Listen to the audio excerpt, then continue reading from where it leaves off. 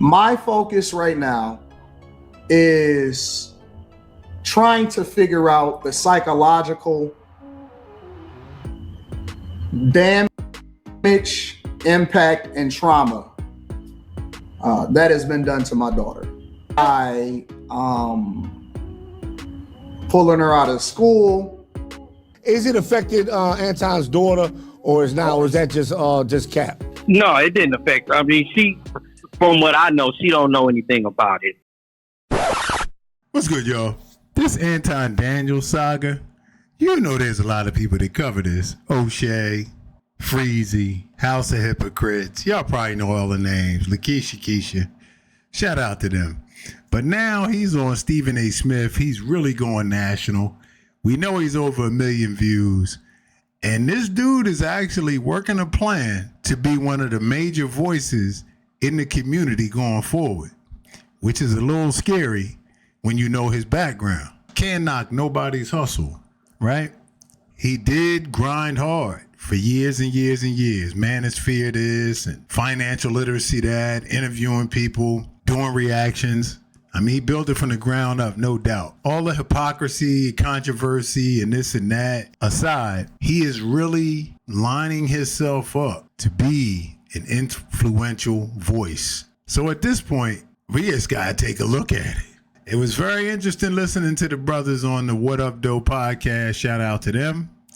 I'll put a link in the description. Go check out their whole video. But to hear what they had to say, because they're very close to the situation and even had his brother on the line, I wanted to take a look at it. So let's do that. That's what I'm talking about. Somebody there, what up, Dirt Dog? Talk to me. What up, though? This is Dre. Little bro, your brother. This is his other brother. Now, this the other brother. This the brother who would have fought. No. If Andre would have been sitting with Corey, listen, I'm going to tell you, Dre don't even got to tell you. Especially if it's a Diamond Deli Dre. You know what I'm saying? It's a different Dre now. But if we go back to Diamond. Hold on, give me 1 second. Damn, Dirty, let me just say what I got to say. Okay? You know what I'm saying? We're going to let Dre speak, but I know Dre. Dre was an asshole when he was young. You know what I'm saying? Oh, wow. Yeah, wow. No disrespect, I love you, No, brother. it's true. It's you the know truth. What I'm saying? You used to want to fight my battles for me. You'll come from the west side to the east side. He said what? He said what? Calm down.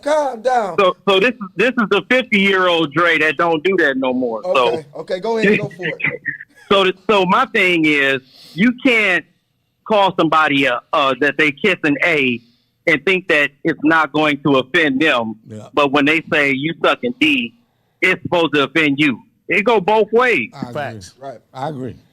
But I mean, you can't tell me what offends me, right? Right. So when I offend you, you can't get mad at it. True story. But why go on a podcast, period, if you think like if y'all not a match for each other, like, you know what I'm saying? If get your numbers up. See, like that, for me, that part don't make sense. I would have never even went on that show. All right, real quick. As you can see right out the gate, his brother has a thorough understanding of the business and marketing plan.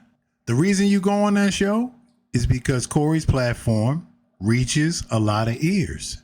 So if people in those sectors don't know about you, you expand your brand. It's very simple.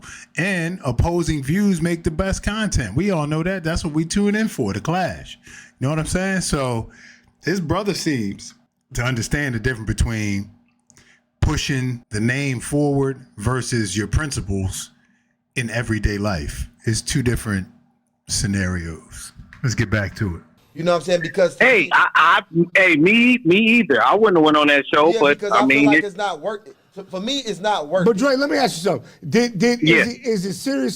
Is it affected Anton's daughter, or is that just cap? No, it didn't affect her. I mean, she, from what I know, she don't know anything about it. You know, they try to keep her out of that or away from that kind of stuff. And he told me she's good for now. I mean, I don't know if anybody else has told her, but last time yesterday. Well, we might she have don't know lawyers. nothing about Hold on, slow down. All right, just for context, this was released about 4 days after the Corey Holcomb, Anton Daniels confrontation. And I believe it was taped a day or two after.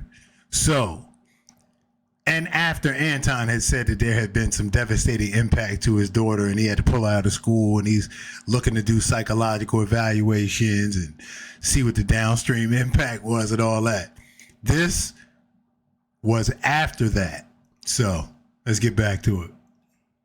We might have lawyers involved here. That girl is traumatized. Fuck what y'all talking about. I talked to what are y'all talking about? What are y'all right. Don't you is. He is. He's traumatized. What are you talking about? Yeah. They don't know what the fuck he's talking about. And that's another thing. Listen, I personally listen. Yeah, don't listen to me. He don't know what he's talking about. I talked to Anton personally.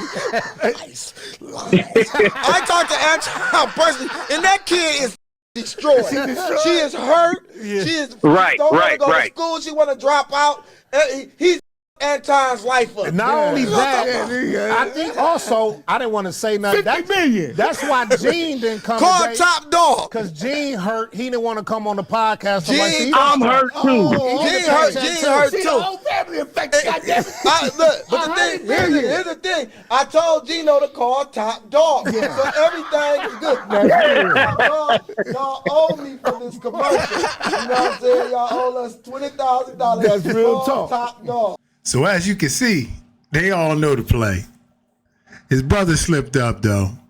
And I don't think he has much of a case anyway in that regard, but not that he wouldn't try to push the envelope just to make Corey a little uncomfortable, but you could all see the play, man. That's hilarious. So what it's looking like is everybody know what's going on, but I'm not sure if they're ready for what's coming next.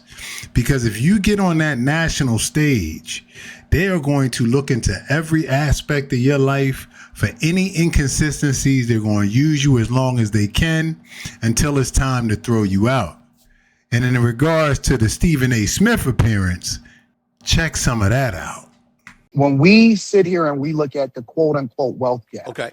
if you really do your due diligence and you study, you'll realize that we demonize and we make the person a litmus, the person that we're chasing, white people. I will tell you that all you got to do is look at the census and look at the income inequalities. And I will tell you that white people are not ahead of us that much. They're about right here. The real people that's generating the most revenue and the highest household income on average are Indians and Asians. Mm-hmm. It's not white people.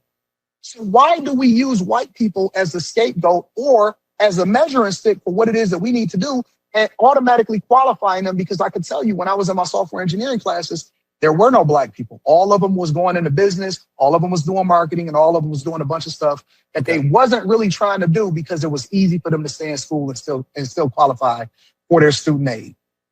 Mm. They're not picking STEM fields. We're not picking the right curriculums. We're not going into healthcare. We want to always take the shortcut as a culture. And that's why I say that the culture is trash. It's not black people. It's the thing that we celebrate the most that ultimately is the thing that holds us back. The culture is toxic and we push it and we promote it. And as long as we continue to believe that it's systematic things that's holding us back, then we'll never get to the place that we're supposed to be at. So essentially, I'm willing to concede, first of all, that everything that you just said is on point. This is what I'm talking about. This type of rhetoric. Now, we all know he didn't go get his degree. He says engineering. I went to school with engineers. I got a degree. Some of my frat brothers are some of the brightest on the planet. One runs the hospitals in Atlanta, the whole network. One was a major engineer for a major software company. I just don't want to put too much out there, right? I was in banking and for years, right, at high levels. So when he throw this broad brush out there and act like he's talking about the culture, he don't know what the heck he's talking about. 9% of people are in the STEM fields from our community. 13% is what we represent publicly. That's not a big disparity. Do you understand that the degree of difficulty in getting in a STEM field, you can't just choose it. You have to have aptitude in math and science, not just want to, like you have to have the ability. Like you can't just choose to go to the NBA and be 5'6", 100 pounds and can't jump. It just doesn't work that way. That's how science is. That's how some of the more complex fields are. If you don't have the ability, then that's not something you're going to choose. And for us to represent as much as we do goes against what he's trying to say. And as far as the systemic effects on us, to downplay those is very disingenuous. That shouldn't be used as any type of excuse, right? But to completely ignore it is asinine. And like I said, very disingenuous. So this is the things we got to watch out for, you know? Let me know what y'all think in the comments, man. I appreciate y'all tuning in. Till next time, it's your boy Dell. We out.